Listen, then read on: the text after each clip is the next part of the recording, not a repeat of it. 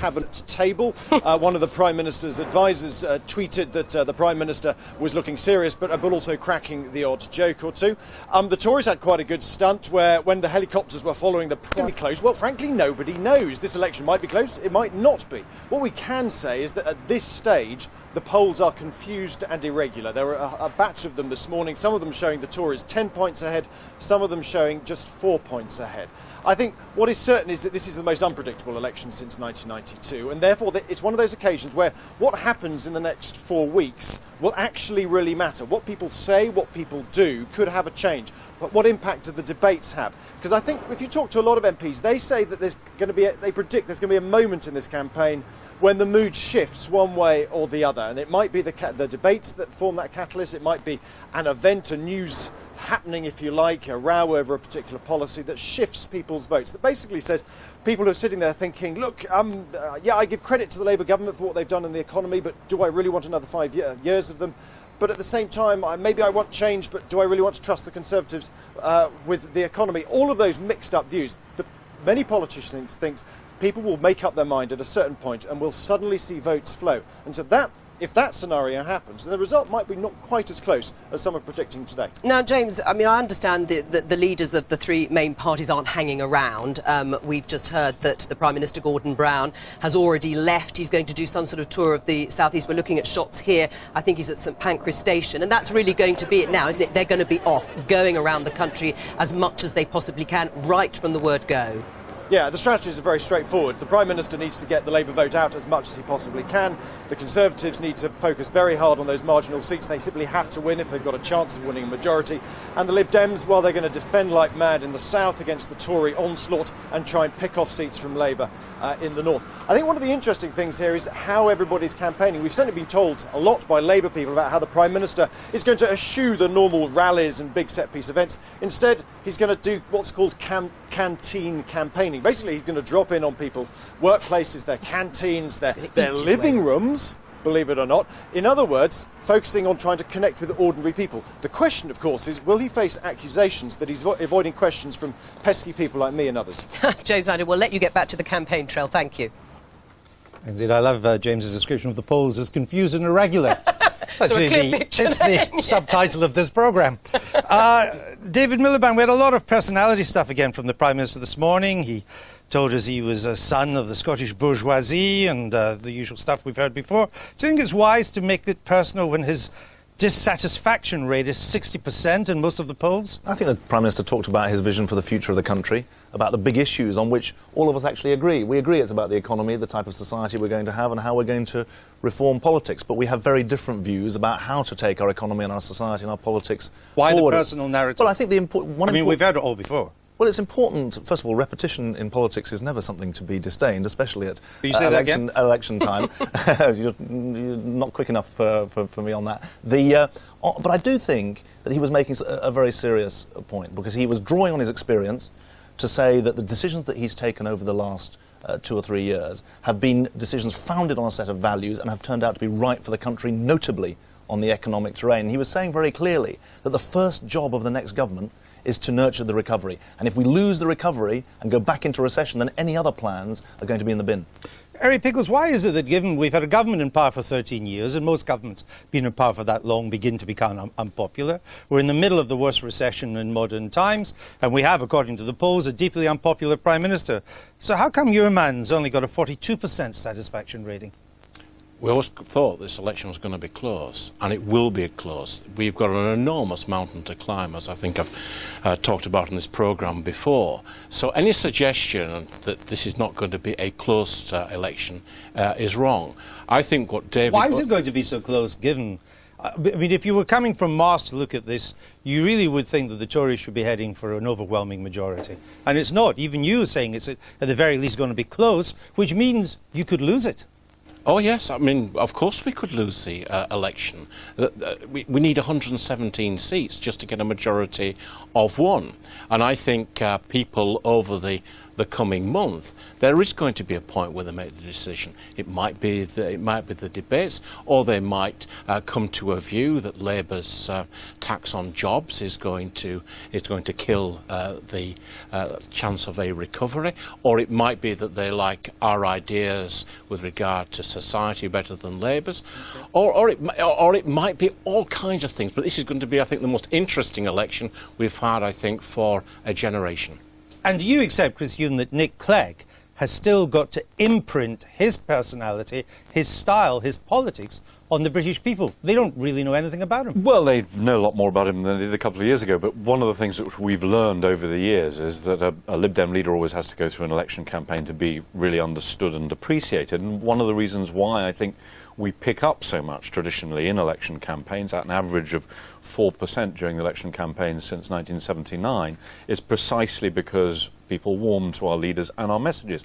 The fairness message, the commitment to make sure that no one pays income tax on the first £10,000 of their earnings every year. These are going to be absolutely essential, and I think Nick's character and his commitment to that fairness is going to come through very loud and clear. Is this going to be a bitter campaign? It's going to be nasty? I don't think politicians will get credit for that. I think this is a chance for a conversation, because the truth is that Chris Huhne, Eric Pickles and I, we came into politics, all three of us, because of what we want to do for our community and the country. But most of the public are sceptical and cynical about the way politics is done, about the people who do it. And certainly from the conversations I've had over the last 3 or 4 weeks when in the pre-campaign, people want a real conversation. And you mentioned the Prime Minister would be having, if you like, sofa campaigning, if not sofa government. Canteen campaigning. I think that's because people want to see a real delving into the issues. They want to have someone explain to them their position, and then they want to be able to ask questions about it. And I hope it is a genuine conversation. And I don't think there'll be credit for old style. For the old-style campaign. How important are the leaders' debates going to be? Is it possible that the leaders' debates, going to be 3 of them, they could win or lose this election? Oh, I'm sure that's right. We have no experience of this. All we've got is some experience from the United States. But certainly the first one, and I think it was a ballot that was selected. And I think ITV are very lucky to have the They the chose first to one. be first, having won the ballot. Yeah. They chose to go first. I wonder why, because we know that will largely set the scene for the 2 debates to come. We'll see. Doesn't always happen in America, but on you go. That's absolutely true. But remember now the large number of postal votes. So, to a degree, a significant proportion of the electorate will be making the decision where to vote, probably the week before polling day. And in a sense, this is a potential game changer for your party, Chris Huhne, because never before have the Lib Dems been given equal status in such a key event in an election campaign as these debates. So, I mean, Mr. Clegg has the ability either to change the game or to blow it. So no pressure on him at all. Oh, absolutely, none whatsoever. I mean, clearly the pressure on all the party leaders is going to be absolutely immense. But I think that Nick's got a very, very good chance. And remember that we're going into this election with the highest share of the vote that we've ever had on the latest polls. What are you saying your share of the vote is at the moment? Well, the 23% latest average, that's not the average. The latest average I see on UK Polling Report is about 20%. So, that's actually a little bit higher than it was Although the last election. Although it did drop election. to 17, 18 a few days ago, didn't it?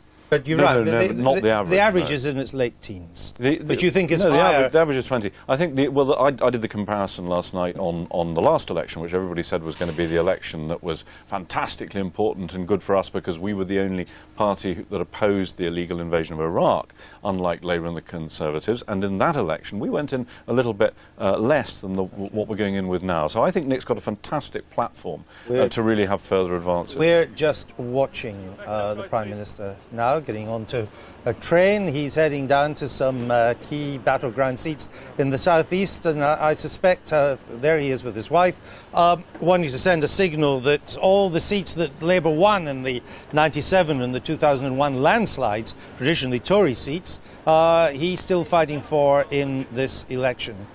Probably the best you could hope to do, though, David Miliband, is become the largest party. I mean, no poll suggests you could win an overall majority. We're trying to win the election. We're trying we're trying to hold on to every seat that we've got. There are actually some seats that we want to try and get back because the 2005 election had some pretty peculiar circumstances associated with it. But we're going to fight hard for every seat. You wouldn't expect us to do anything else. And in the end, the obsession that we all have with the opinion polls, even though we say that we don't care about them at all, is actually not mirrored on the part of the public. The real task is about engaging people in their politics. Because the worst thing will be if turnout drops and if this becomes an election where people think that in fact, there's no choice that they've got. But you do take the polls seriously, otherwise all three of your parties wouldn't spend as much money on them as you do. Absolutely. So let's just get that on the record. At least we haven't got the money anymore, so we can't actually get the polling. I think so. I wish. So it'd be nice if the pollsters could actually agree with each other as well, because the range. He pays you money and you the range at the moment is pretty astonishing. One of the problems I suggest in this campaign is that we always laugh at the Americans because their campaigns take forever. But actually, this campaign's already been on for a while. And the people may be kind of anxious just to make up their minds, not wait to May the 6th. How are you going to keep it going? Well, I mean, there is a strong argument to say this campaign has in truth been going for about 3 years. So it's longer than the Americans, longer than or midterm. any campaign. But there does come a time, and you've covered lots of elections, and you know there just comes a time when you can tell the nation has come to a view. It's either over a particular incident, or it's just we've got to come to a decision. Do we want 5 more years of Gordon Brown, or do we want to give David Cameron's leadership and energy a chance? Well, clearly that's not the choice, is it? Because the other potential choice. Sorry to be Nice for Eric to try and nice to try for Eric to try and frame it in this way. But I think it's very interesting. I think there's another clear point here, which is the first time I can remember in any election we've got polls. Clearly, more people actually want Liberal Democrats in government than want either the Conservatives or Labour to be having an overall majority. And I think the days when people are prepared to give absolute power to one party, whether it's Conservative or Labour, on the basis of only a third of the vote, I think they're gone. I think we've grown up, and I think we're maturing towards multi-party politics, and that's what we're going to see. We shall see, as they say. Don't worry, we've got plenty to talk about yet, but we just want to move on a little bit, because your elections are won or lost on the maths as well as the politics. Labour's 48-seat notional majority, that's the majority it has after the boundaries were changed a bit, which slightly reduced it from what the number of seats they had won in 2005. It still means, though, that the Tories have a mountain to climb to reach the great ignored, wherever they live. Jo has been poring over the electoral landscape and crunching the numbers. Yes, I have. Been busy this morning. So let's take a look at the battleground. There are 650 seats in Parliament up for grabs in this election. Boundary changes adding 4 to the total in the last election. The biggest party needs to win more than half, or 326 MPs, for an overall majority. Any less, and the result will be a hung Parliament. Now, at the moment, Labour has a notional majority, as we heard, of 48 seats. It would take a swing of just 1.6% for this to collapse. For the Tories to become the biggest party, they need to gain 72 seats, or a swing of 4.3%. But to win outright and form a government, they need 116 seats, a hefty swing of 6.9%. Now, this is less than Labour's 1997 landslide victory, when the party achieved a 10.2% swing under Tony Blair. But it would still represent the second biggest swing to any political party in 60 years. Now, as ever, the result will hinge on the key marginals, around 150 seats scattered around the country. The Tories have heavily targeted these crucial seats. So how and where will this election be won or lost? Andrew. Indeed, Jo, thank you for that. David Miliband, is it true to say that although an election is never about one issue, that this election will be about the economy more than all the other issues put together? Yes, because we've had the deepest recession for 60 or 80 years. It's been a global recession, and we know that the recovery is extremely fragile, 0.4% growth at the end of last year. And so every person who votes is deciding who do they trust and which policies do they believe in to nurture that recovery, and who do they fear will turn us back into recession.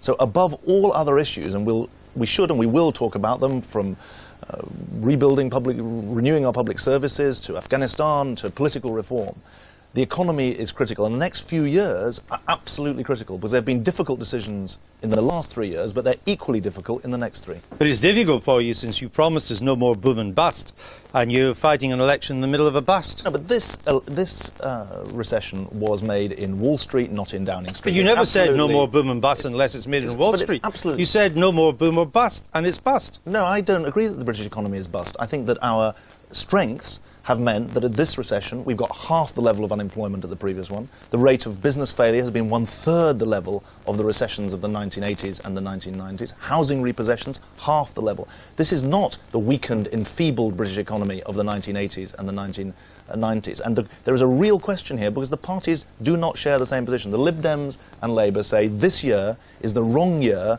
to pull the rug from under the economy by cutting public spending. The Tories have a different view, and I think it's important that that is very, very clear. Well, I want to come in there because I don't want anybody to get the impression that we're supporting Labour's policy on this. I think on the timing issue, it's correct that we must nurture the recovery. But we have been absolutely first and foremost in spelling out how credibly we put forward cuts in the longer term. For example, but you're fighting on the Child Trust Fund. No, I mean, you believe in massive redistribution and you believe in a massive fiscal stimulus. That's left-wing. How you can say it's left-wing when we've actually spelled out more public expenditure cuts than either the Conservatives or the Labour Party, because we are determined not to take any chances with the public finances, and that we should be committed to sound finance. But you do now, believe that's not left-wing. You do believe in a massive Keynesian stimulus, and you believe in massive redistribution of wealth. What's not left-wing about that, Chris Hume? Well, for a start, the massive Keynesian stimulus, this country has actually had one of the smaller stimuluses of the Western European, of the Western, and we haven't. No, we haven't called for more. What we have called for is to allow the recovery to get underway before attempting to cut further or raise taxes, which is what the Conservatives do. We know what happens with that because we ended up with rising unemployment in the 80s. I mean, I want to try and bridge it because there is some consensus in politics, which is that there is best part of £12 billion worth of waste. The difference between myself and these two is they want to continue to spend the waste. They want to continue to waste public's money. Well, you all seem to be against waste. And we're saying that we will take waste out this year. And that seems to me to be a sensible Well, let me thing ask to you, do. if the argument, as it has been in the past couple of minutes, is about fundamental economic issues, isn't that a problem for the Conservatives and why they are not as far ahead in the polls as many people think they should be? Because when it comes to a view of economic competence, people are just not sure that Mr. Cameron and Mr. Osborne have that confidence. I mean, most people in the city who were recently polled wanted Ken Clarke to be the Chancellor. But doesn't it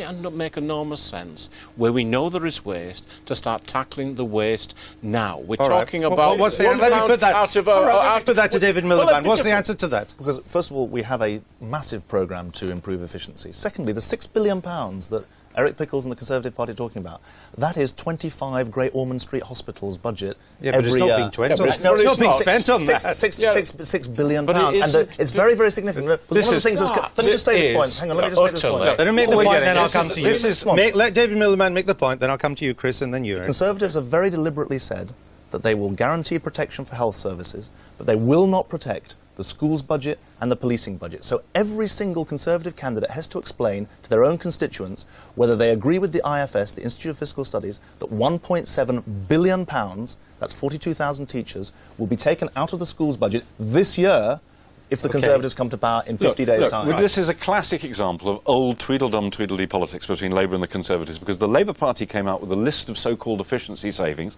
which the Conservatives then said are not credible. And then a few weeks later, when the Conservatives are worried about our policy of helping low and middle income earners with a tax cut, they come up with a tax cut. The only way they can think of actually funding it is to say efficiency savings, which they've just been rubbishing. The only party in this election actually putting forward clear cuts in public expenditure are the Liberal Democrats, whether it's on the Trident programme, the next tranche of Eurofighter, Child Trust funds. Which would make very little difference in the next couple of years. None of that would. £15 billion of identified public expenditure savings. I mean, when we've got all those various business leaders who supported our stance on stopping the increase in national insurance. What they were actually quite interesting as well was the degree of waste. They couldn't believe that it wouldn't be possible for us to take £1 out of every £100 actually being spent. They've been through this process. I can tell you this: if I had a pound for every politician that told me they were going to tackle waste, exactly, I could be doing. I could be in the Cayman Islands today. Remember that in 2006, David Cameron said anyone who promises tax cuts on the basis of waste, you shouldn't believe them. David Cameron said that in 2006. We have the two government experts who had enough of this bunch and came across to us because they didn't have the willingness to actually tackle this. And it seems to me sensible for us to take the waste out this year. Let me just try and look ahead to beyond the election. We're told this morning that Parliament we had all assumed Parliament was coming back on May the 10th. Election on the 6th, day 2 on the 7th, weekend to recover, back on the 10th. We're told now that it's not returning until May the 18th. Are you leaving a week to sort out a hung Parliament, the three of you? News to me. Who told you that? It's been announced today that the return date will be... It has been announced. By the government or by the... But if it's Parliament, it's obviously not the government. No, it has been announced formally, yes, this morning. It'll be the 18th. So you come on the Daily Politics, David Miliband, and you learn things. I always seek to learn from you, Andrew. And if you came on more often, you'd learn more. Well, sometimes people say that a little learning is a good thing. Anyway, so a week. Elections are all about learning. Since you didn't know I moved to Harry Pickles, did you know? Yes, I was watching it's a week to sort out a hung Parliament? He's been watching the TV and I've been at the cabinet meeting. I think it's kind of an opportunity for us to form a new government and to get more... Why wouldn't you want to hit the ground running if you want? It's not my decision. Why are you going to wait for a week? It's the Prime Minister. Not got anything to do? It's the Prime Minister that's made this decision. It's to sort out... It's in case there's a hung Parliament, isn't it, Chris? To be honest, I have no idea because it was news to me as well, Andrew. But I tell you one thing, which is that in a lot of very well-run countries, including the United States, you have an election in November. The president doesn't take over till January. So the idea that you've got to have covered wagons. No, but the idea that you've got to have the removal van overnight is a bit ridiculous. And Andrew, I've just remembered the 1992 election, and I've just remembered the 1970, and there were gaps of that nature. All right, what is your, in a sentence... Well, at least excuse me. What's happening, lad. You two finished. Enough of that. No, it's your programme. What's the key campaign message from the Labour Party? Don't wreck the recovery. Harry Pickles. Choice between 5 more years of Gordon Brown making it worse or David Cameron with the energy to get things moving. That's quite a long message. Change with fairness, not change for change's sake, but a real change that makes Britain better. But shorter than is. It's going to be even Stevens, I would say. We'll time it later. Gentlemen, thank you very much for coming on our programme this historic day. A month to go, folks. Yes. Just a month. Put away the knives and the razor blades. That's it. We thank all of our guests for being with us. We'll be back at 11:30 tomorrow with another historic event. It is going to be the final Prime Minister's questions of this Parliament. Yes, so make sure you join us for that. Our guests will be the Transport Secretary, Lord Adonis, and the Shadow Culture Secretary, Jeremy Hunt. So from all of us here, bye-bye. Bye-bye. Here we stand like a couple of fools and the race is on. Hand in hand as we break the rules and the race is on. What's the cost to the one who lost when the race goes wrong? You may say, why begin when we both can win, but the race goes on. Hand in hand like a couple of fools and the race is on.